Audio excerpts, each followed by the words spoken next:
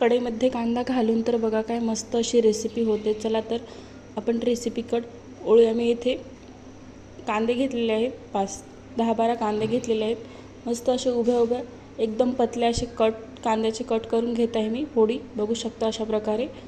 तुम्हाला जसे हवे तसे तुम्ही करू शकता, पण अशा प्रकारे खूप मस्त अशी दिसायला पण चटणी आपली खूप मस्त अशी दिसते आणि खायलाही पण खूप टेस्टी होते।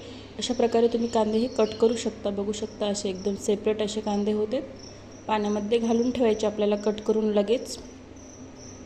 खूप मस्त अशी चटणी होते। एक वेळेस तुम्ही अशा पद्धतीने ही चटणी बनवून बघा, नक्कीच तुम्हाला दुप्पट जेवण जाईल। आणि जेव्हा कधी तुम्ही कांदे बघाल तेव्हा तुम्हाला कांद्याची चटणीची आठवणही येईल। नक्की तुम्ही बनवाल आठवड्यातून 2 वेळेस अशा पद्धतीने।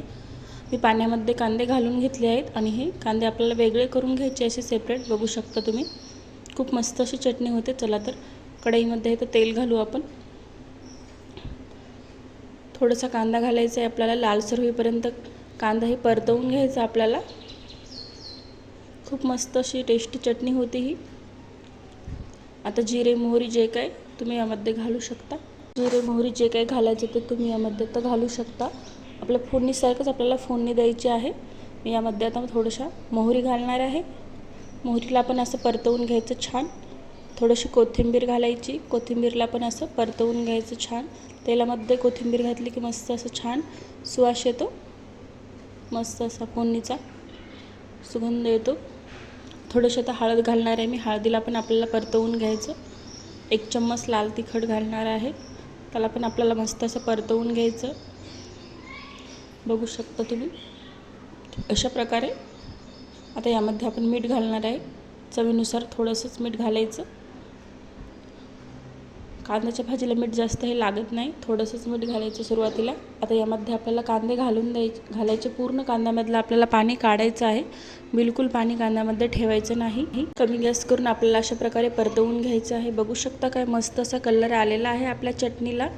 खूप मस्त अशी ही चटणी लागते। एक वेळेस तुम्ही भाजी पण बनवू शकता, एक वेळेस तुम्ही अशा पद्धतीने नक्की बनवा। खूप मस्त अशी लागते। नक्की तुम्हाला 1 ते 2 पोळी एक्स्ट्राची जास्त जाईल।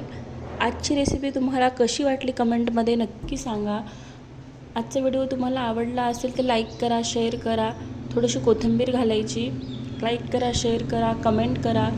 चॅनलला सबस्क्राईब करा, जेणेकरून तुम्हाला नवीन नवीन रेसिपी बघायला मिळतील। साध्या सोप्या आणि सरळ रेसिपीचा आस्वाद घेता येईल। बघू शकता किती मस्त अशी चमचमीत आपली कांद्याची चटणी ही रेडी झालेली आहे। बघू शकता 2 ते 3 मिनटामध्ये ही मस्त अशी होते। थोडंसं वाफू द्यायचं, मस्त अशी छान होते। 1 चम्मच मी जिरा पूड घालत आहे, त्याला पण आपल्याला मस्त असं परतवून घ्यायचं आहे। ही निम्मी चटणी झाली म्हणजे मस्त आपली अशी चटणी वाफल्या गेली किंवा शिजल्या गेली असं आपण समजून घ्यायचं। बघू शकता आता किती चटणी आहे आणि 2 मिनिटांनी तुम्ही बघू शकता की आपली चटणी हे किती झाली।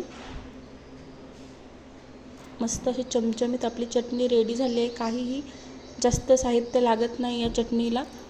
बघू शकता किती झालेली आहे आपली चटणी, एकदम निम्मी अशी मस्त अशी। बघू शकता किती छान अशी चमचमीत चटणी। तुम्ही अशा पद्धतीने ही चटणी बनवून बघा, नक्कीच तुम्ही आठवड्यातून 2 वेळेस बनवाल।